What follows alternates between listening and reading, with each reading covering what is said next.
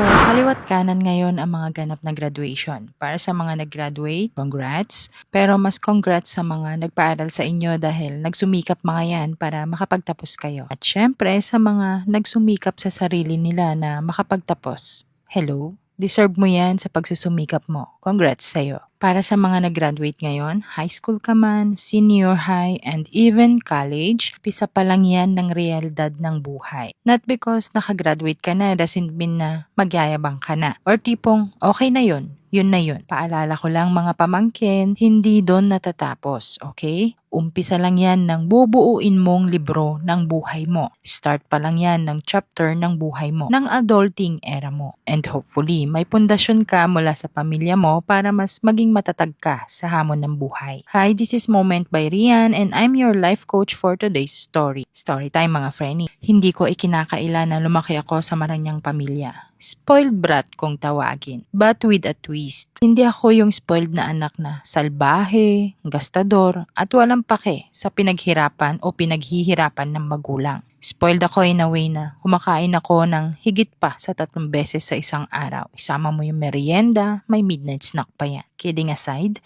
nakakapasyal sa mga magaganda at high-end na pasyalan. Laging may taga-alaga sa akin, laging may kasama, nakatungtong sa sikat at pribadong paaralan. With matching school bus pa yan ha, nahatid sundo sa tuwing papasok sa school at kapag na-late naman ihahatid nila ako. Ang tanging gagawin ko na lang is mag-aral mabuti.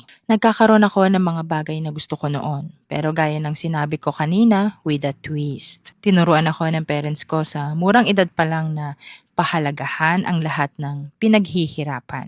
Not because gusto mo doesn't mean na makukuha mo in just one snap. Kailangan matuto kang magsumikap hindi para sa ibang tao, hindi para sa kanila, kundi para sa sarili mo. Because you know what mga frenny, kung ang isang bagay ibinigay lang sa'yo ng hiningi mo, at walang kahirap-hirap, hindi ba't napakadali lang para sa atin na hindi siya bigyan ng importansya, hindi siya bigyan ng pagpapahalaga o pag-aalaga sa gamit? Correct me if I'm wrong, pero kadalasan sa atin, ganun ang nagiging system. Unless kung lumaki kang may term sa'yo lahat ng bagay. In short, may sentimental value sa'yo.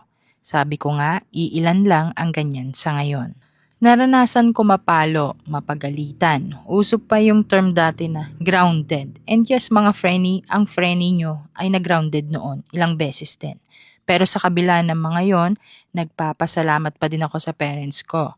Kasi alam nyo kung hindi sa ganong pagpapalaki sa akin, hindi ako lalaki ng matapang. Mapagmasid sa kapaligiran, lalo pat kung usapang safety.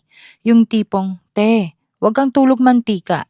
Ano mang kaluskos, kailangan mong obserbahan. Ganun, frenny. If you know, you know. Tinuruan nila ako na maging simple sa buhay. Yung tipong, sumimple ka lang. Magsimple ka lang.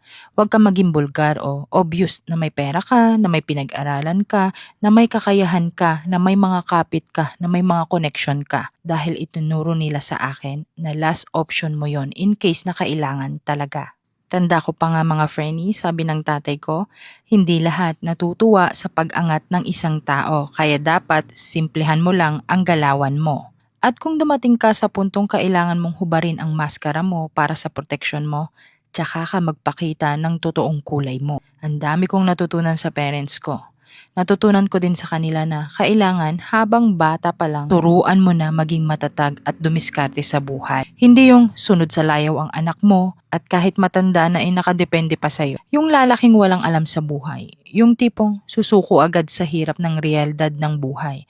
At yung tipong gusto lang pa-chill-chill. Hindi masama ang pagtuturo ng magandang asal sa ating mga anak. Hindi ka masama kung disiplinaryan kang magulang. Mas maigi na habang bata pa lang natuturuan mo na silang maging matatag sa buhay.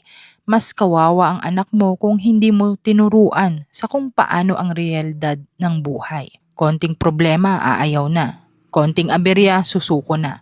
Hindi porket mayaman ka at respetado kang tao doesn't mean na hindi mo natuturuan ang anak mo ng tamang asal at pagsusumikap sa buhay. At sa mga anak ng mga mapepera, huwag kayong mag-aksaya ng pera ng magulang nyo. Sila ang naghirap niyan, hindi kayo. Sila ang mapera, hindi kayo. Bigyan nyo ng pagpapahalaga ang kada sentimo na pera na ibinibigay nila sa inyo. kayo na mismo ang magkusa at isipin na hindi dapat waldas ng waldas dahil andyan naman si inay at itay. Dahil baka dumating ang araw, yang karangyaan na tinatamasa mo bilang anak, bigla na lang bumagsak ang siste. Hindi ka sanay sa hirap ng buhay.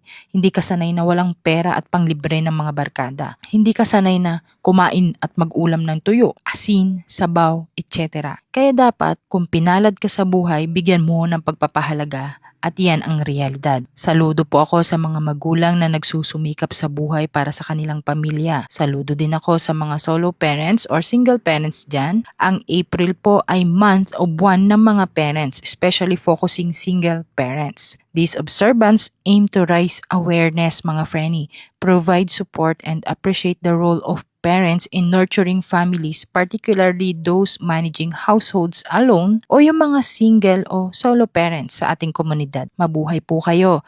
Happy Parents Month sa lahat ng mga magulang. Mwah! Love ko kayo. So, yun lang.